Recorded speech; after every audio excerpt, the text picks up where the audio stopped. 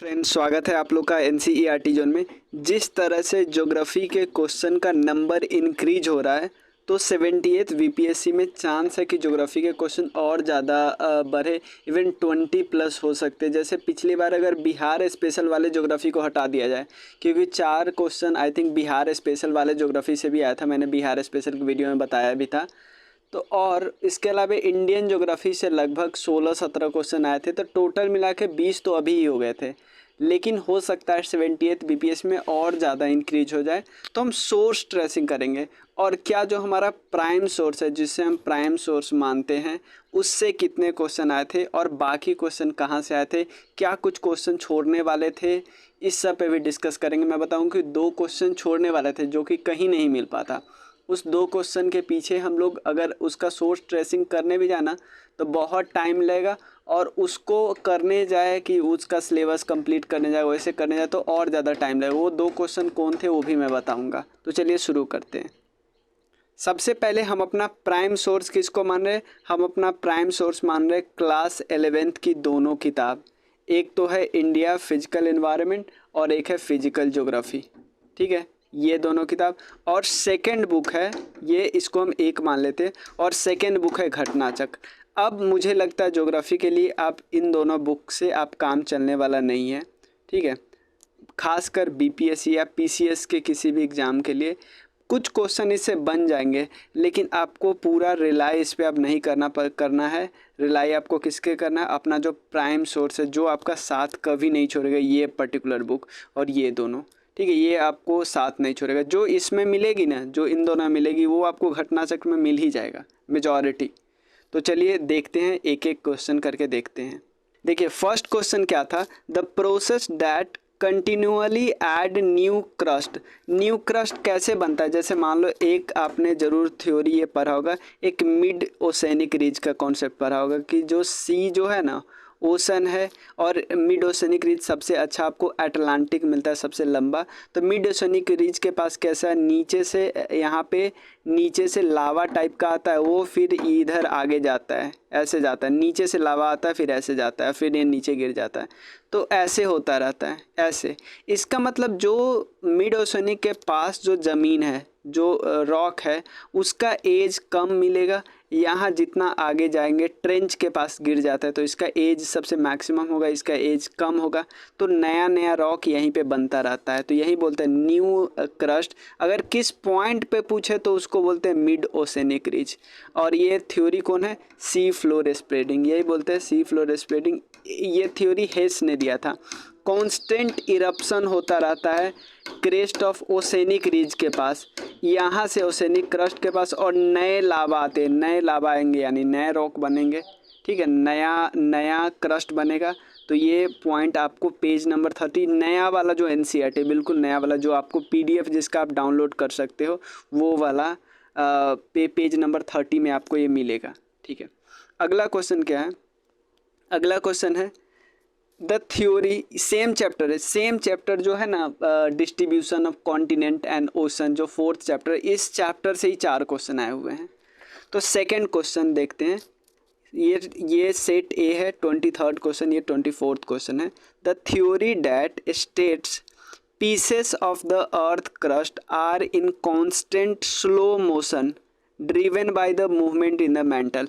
देखो एक्चुअली होता क्या है, मेंटल सबसे पहले एक थ्योरी दिया गया था वैगनर के द्वारा। वैगनर ने क्या बोला था कि जो ओसेनिक प्लेट है ना, उस पे मूव करते कॉन्टिनेंटल प्लेट, बट ये बिल्कुल गलत थ्योरी साबित हुआ। ठीक, कई लोगों ने ये थ्योरी दिया। तो बाद में इन्होंने एक थ्योरी एक आया बाद में, थ्योरी ऑफ प्लेट टेक्टोनिक्स। इसमें बोला थ्योरी ऑफ प्लेट टेक्टोनिक्स, इसमें बोला plate move horizontally over the asthenosphere. Actually asthenosphere भी पार्ट आपको मेंटल का ही मिलेगा, लेकिन ये एक ऐसा रीजन है जो थोड़ा सॉफ्ट रीजन है, मतलब आप थोड़ा कीचड़ टाइप से इसको कर सकते हैं।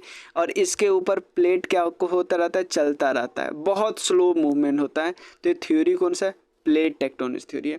पेंजिया तो कोई थ्योरी ही नहीं है। देखो, जब अर्थ सबसे पहले की बात करते लगभग 200 मिलियन ईयर एगो, तो सारा जो कॉन्टिनेंट था ना एक साथ था, जिसको पेंजिया बोलते थे, और सारा ओशन एक साथ था, जिसको बोलते थे फैंथालासा। तो ये कोई थ्योरी ही नहीं है।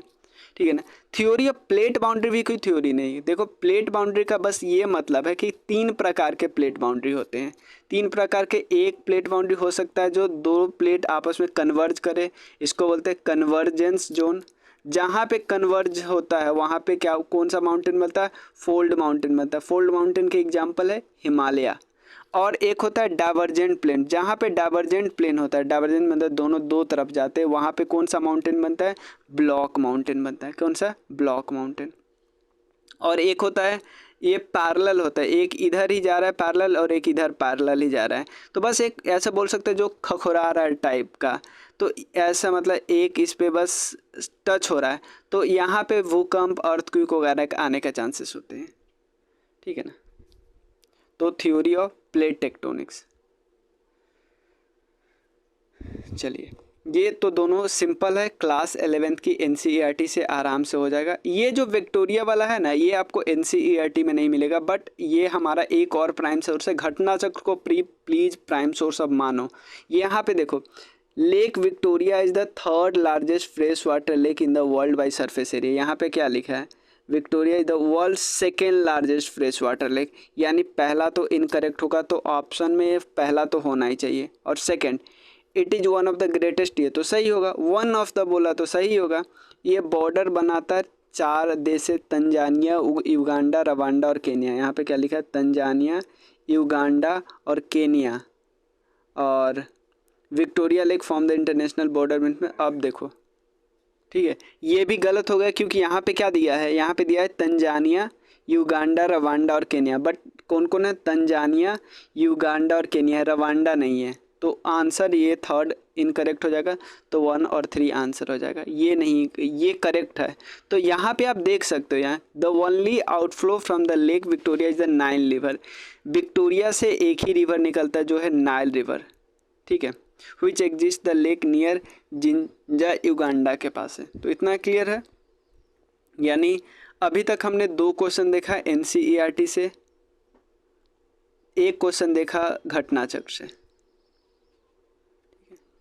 3rd क्वेश्चन है, ये देखो, ये काफ़ी, ये डायरेक्टली आपको कहीं नहीं मिलेगा, ये कॉन्सेप्ट बेस्ड क्वेश्चन है थोड़ा सा, और ये करंट अफेयर्स में दिया हुआ था, कई वेबसाइट वगैरह पे दिया रहता है। ठीक है ना, गवर्नमेंट वेबसाइट पे। हीट वेव जब भी आता है ना, हीट वेव पे, क्योंकि देखो हीट वेव हमेशा न्यूज में रहता है, ऐसे ऐसे चीज़ जो न्यूज में रहता है। जैसे एग्जांपल इसमें 2 क्वेश्चन ऐसा पूछा है ना, बिल्कुल न्यूज वाला, जैसे हीट वेव पूछा है, उसके अलावा ये वाला पूछा है, उत्तराखंड का जो बॉर्डर वाला एरिया है वहाँ पे आपको लैंडस्लाइड देखने को मिलता है ना, फ्लड देखने को मिलता है ना, उससे भी। तो ये 2 क्वेश्चन है ना, बिल्कुल करंट अफेयर बेस्ड आप बोल सकते हो। लेकिन यहाँ पे थोड़ा सा अगर संभल के करना चाहो तो थोड़ा कर सकते हो ये क्वेश्चन।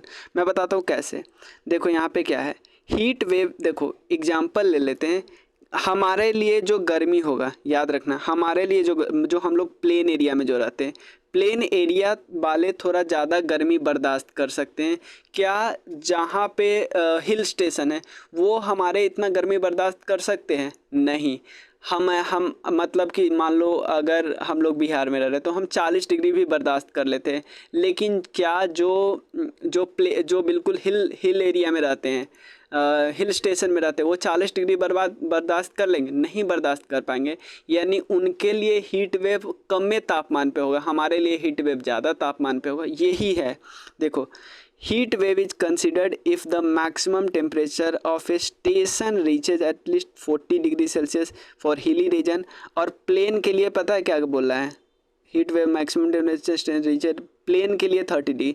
यानी जो प्लेन पे रहते हैं उनको तो ज़्यादा तापमान का आदत है ना, वो और बर्दाश्त कर लेंगे। तो उनके लिए वो लाइट, जो उनके लिए जो गर्मी है वो हीट वेव नहीं कही जाएगी, क्योंकि वो बर्दाश्त कर ले रहे हैं। तो ये बस ये क्या किया है, उल्टा कर दिया है, ऑप्शन को उल्टा कर दिया है। तो आंसर इसका होगा डी, मतलब नाइदर 1 नॉर 2। ठीक है, ये कर सकते थे, एक किया जाने वाला क्वेश्चन था। ठीक है, नहीं यहाँ पे हीट वेव मैंने लिखा। अब ये क्वेश्चन आपको लूसेंट, क्राउन इस सब में मिल जाएगा। ठीक है ना, लूसेंट, क्राउन इन सब में मिल जाएगा। ठीक है ना, ठीक है। और लेकिन ये वो क्वेश्चन नहीं जिस पे आप बहुत ज़्यादा भागना चाहे। ऐसे क्वेश्चन को आप नहीं हो रहा है तो छोड़ दे सकते हो। ऐसे क्वेश्चन डायरेक्टली आपको नहीं पूछेंगे, ऐसे क्वेश्चन आपको फिल इन द मैचिंग वाला ही पूछेंगे ताकि आपको दो भी आता रहे तो काम चल जाए। जैसे कोलंबस के बारे में हम लोग बहुत सुनते हो, इटली के है। उसके अलावा ये मैगलेन पुर्तगाल के है, तो ये ए ऑप्शन करेक्ट है। और कार्टियर कहाँ के है? फ्रांस के है। ड्रैक यूनाइटेड किंगडम के। तो ये आपको ऐसा क्वेश्चन है जो या तो लुसेंट में मिल जाएगा आराम से, क्राउन में मिल जाएगा, लेकिन एक जगह नहीं मिलेगा, अलग अलग जगह करके मिलेगा। ठीक है। उसके अलावा देखो ये जो पार्ट है ना, रिच प्लेसर डिपॉजिट, ये भी इसी चैप्टर का पार्ट है। जो चैप्टर नंबर 4 है ना, वहाँ पे ये भी मिल जाएगा। Rich placer deposit of gold are found in Ghana coast and gold bearing vein are the found in यहाँ पे अगर आंसर इसका देखो तो इसका आंसर है ए, यानी कौन करेक्ट है? दोनों करेक्ट है। और क्योंकि देखो ये बहुत ज़्यादा, ये किस थ्योरी पे आपको हो जाएगा पता है? वैगनर की थ्योरी पे। वैगनर की थ्योरी जो दिया था ना, वैगनर की ये थ्योरी नहीं दिया था कि जैसे मान लो ये पर्टिकुलर पास जो घाना कोस्ट है, घाना वाला पार्ट और ये ब्राज़ील वाला पार्ट कभी न कभी इकट्ठा था। समझ रहे हो ना? ये वैगनर जो थ्योरी दिया था उसी थ्योरी पे क्वेश्चन बन जाएगा। तो 91 भी इसी चैप्टर पे, ये थ्योरी पे भी बन जाता। ठीक है।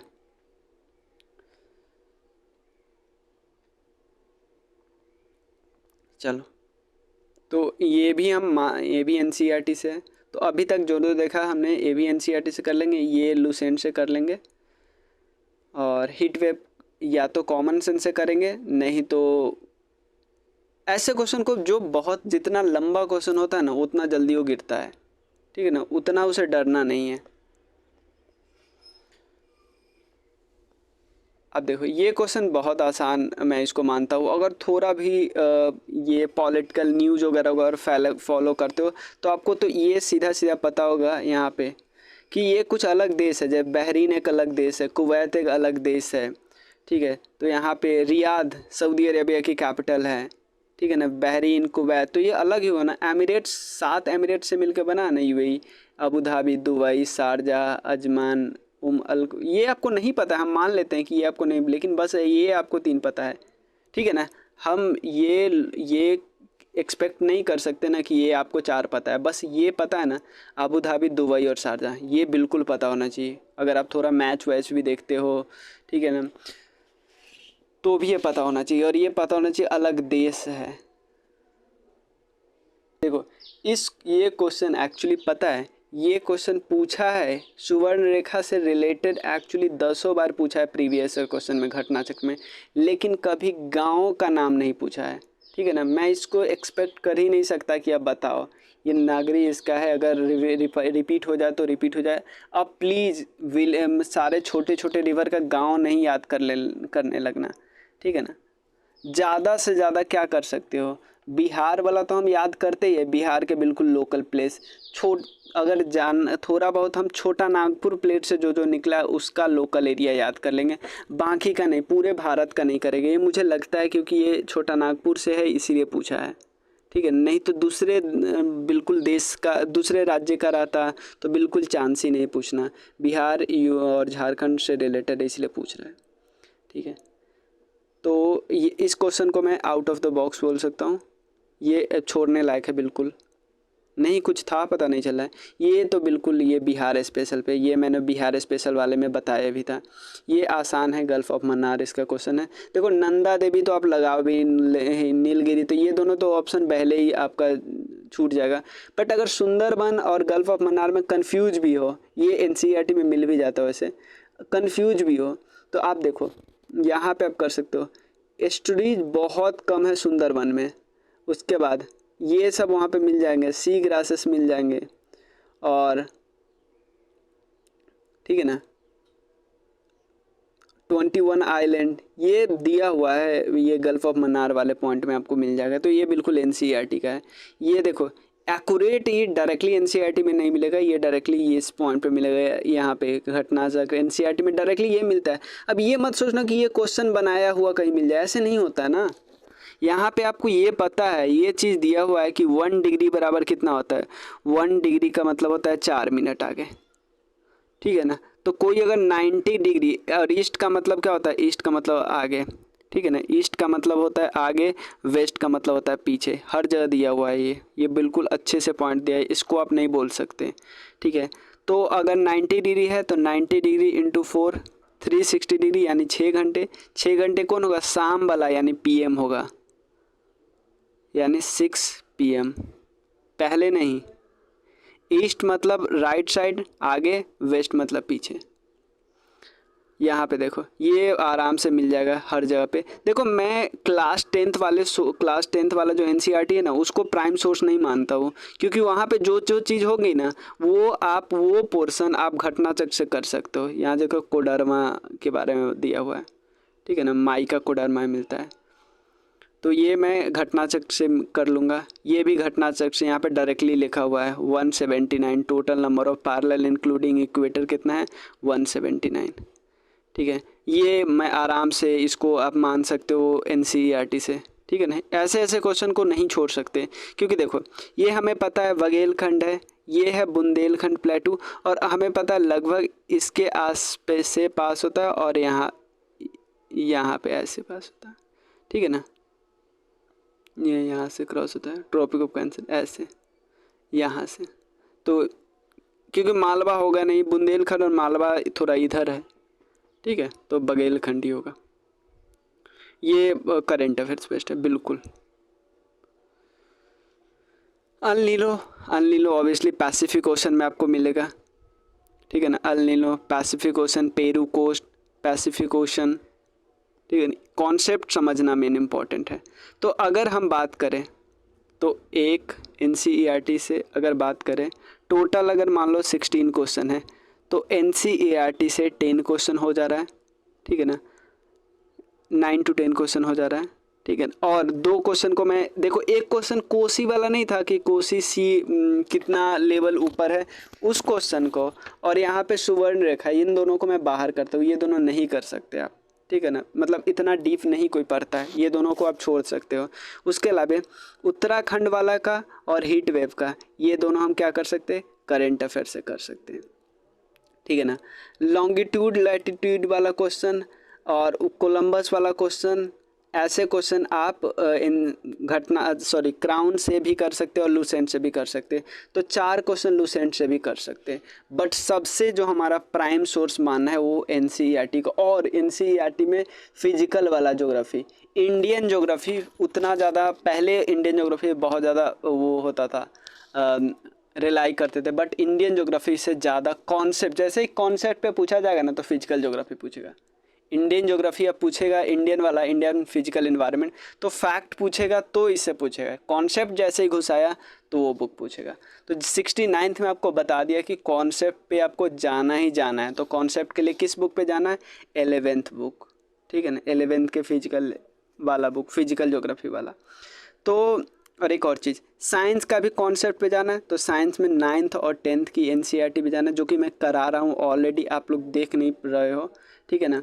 बट NCERT जो साइंस जैसे ही कवर होगा हम कराएंगे ये वाला बुक, ज्योग्राफी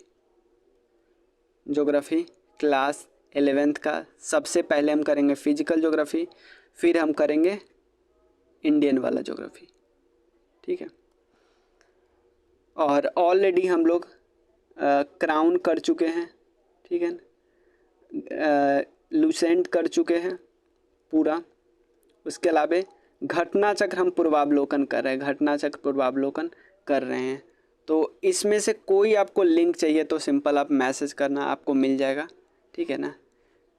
बस इस वीडियो में इतना ही, कि हम बस ये बताना चाह रहे हैं ना कि आपको फोकस अब रिलाई किस पे करना है, आपके कॉन्सेप्चुअल क्लैरिटी वाले बुक पे। इतना ज़्यादा टाइम नहीं लगेगा इस बुक को करने में, ठीक है ना। क्लास 11th वाली बुक आप किसी का वीडियो भी देख सकते हो, लेकिन इसको छोड़ना तो अब मतलब नहीं छोड़ सकते ना।